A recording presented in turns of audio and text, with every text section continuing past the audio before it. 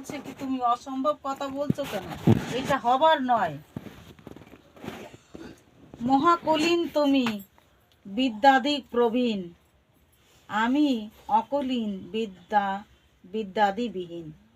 তুমি কুলীন, ব্রাহ্মণ, পণ্ডিত, তোমার ধন জন সবই আছে, কিন্তু আমি মূর্খ। আমি না জানি লেখাপড়া, না আছে আমার টাকা পয়সা, না আছে অর্থ সম্পদ।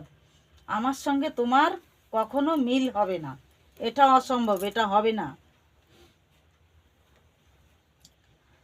কন্যাদান পাত্র আমি না হই তোমার, তোমার কন্যার উপযুক্ত আমি নই। কৃষ্ণপ্রীতে করি তোমার সেবা ব্যবহার।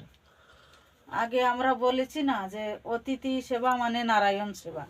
তা আমি তোমাকে সেবা করছি যে না, তো একজন ভক্তকে সেবা করলে না গোবিন্দ সেবা হয়, গোবিন্দ সন্তুষ্ট হয়।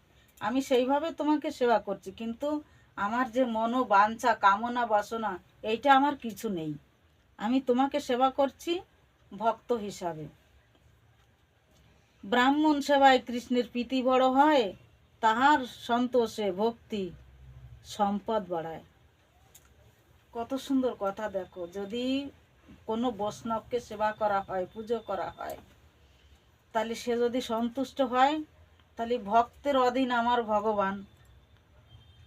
তাহলে ভক্তকে যদি সেবা করা যায়, তাহলে আমার গোবিন্দ সেবা হয়। তাহলে গোবিন্দ বলছে আমি হতে আমার নাম বড়, নাম হতে আমার ভক্ত বড়।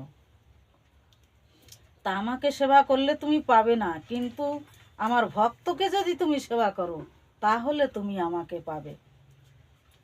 ভক্ত বাঞ্ছা পূর্ণ করে ন্যাসি শিরোমণি। ন্যাসি শিরোমণিকে আমার গৌর হরি। বড় বিপ্র কহে তুমি না করো সংশয়, তোমাকে কন্যা দিব আমি করিল নিশ্চয়। বড় বিপ্র যে বৃদ্ধা, সে বলছে তুমি কোনো সংশয় করো না, আমার কন্যা আমি তোমাকে দিবই।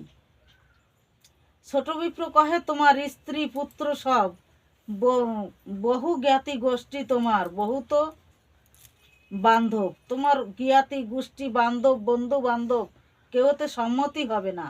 তা সবার সম্মতি বিনে নহে কন্যাদান। এদের সম্মতি না হলে তুমি কি করে কন্যা আমাকে দিবে?